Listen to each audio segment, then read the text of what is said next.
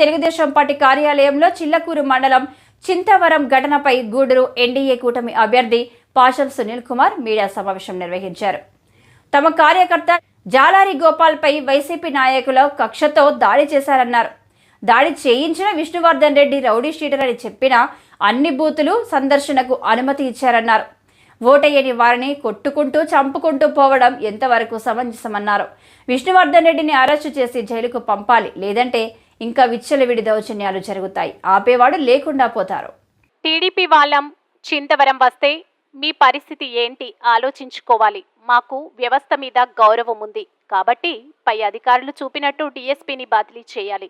Chillakur SI అంజిరెడ్డిని suspend చేయాలన్నారు. TDP జిల్లా అధ్యక్షులు నరసింహ యాదవ్, రాష్ట్ర కార్యదర్శి నెలబల్లి భాస్కర్ రెడ్డి, పార్టీ అధ్యక్షులు పులిమి శ్రీనివాసరావు, వెంకటేశ్వరరెడ్డి, బిల్లు చెంచురామయ్య, రవీంద్రరెడ్డి, నరసింహులు, జనార్దన్ రెడ్డి, పెంచులయ్య, రమణయ్య పాల్గొన్నారు. తర్వాత పారిపోయిన తర్వాత సీసీ ఫుటేజ్ అంతా కూడా లాగి కాల్ చేశారు. తర్వాత మరుసటి రోజు వాళ్ళే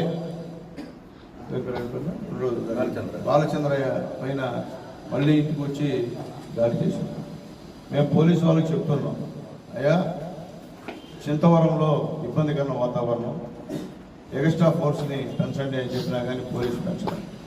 అలాగే అక్కడ ఉన్నటువంటి విష్ణువర్ధన్ రెడ్డి రౌడీ షీటర్ ఆయన రౌడీ షీటర్ అండి, ఆయన బూతులు గారు రాకూడదండి అని చెప్తే మైండ్ ఓవర్ చేసుకోమని చెప్తే పోలీసు వాళ్ళు పోయి ఆయన సలాం కొట్టి ఆయన అన్ని బూతులు దగ్గర పంపించారు. అంటే ఎలక్షన్ కమిషన్ ఇచ్చినటువంటి గైడ్ లైన్స్ కూడా విరుద్ధంగా చేసి ఆయన ఆ రోజు అన్ని బూతుల్ని ఆయన సందర్శించారు. అంటే ఇక్కడ ఉన్నటువంటి డిఎస్పీ అలాగే ఎస్ఐ ఏం చేస్తున్నా అర్థం కానటువంటి పరిస్థితి. ముఖ్యంగా గోపాల్కి తల మీద బలమైనటువంటి గాయం తగిలినమాట వాస్తవం. యాక్చువల్గా చనిపోయే పరిస్థితి. నేను వెళ్ళాం, 6 నెలల పాటు కాలు లేదు, నడిచేదానికి లేదు, చెయ్యాడదు, మాటలు రావు. అంటే చనిపోయే పరిస్థితి నుంచి కొద్దిగా కోలుకున్నాడు, మామూలుగా చనిపోయే పరిస్థితి.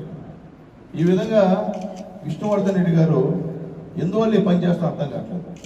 అంటే మీకు వ్యతిరేకంగా ఓటేస్తే చంపేస్తారు మనుషుల్ని. అంటే అడవి అది చింతవరం అంటే నువ్వేమన్నా జమీందారుగా నువ్వు చెప్పింది వినాలి అక్కడ అందరూ కూడా. అంటే ప్రజాస్వామ్యం లేదా? ఇష్ట ప్రకారంగా ఓటీలందరూ కూడా కొట్టుకుంటూ చంపుకుంటూ పోవడం ఎంతవరకు సమంజసం అని చెప్పి నేను తెలియజేస్తున్నాను.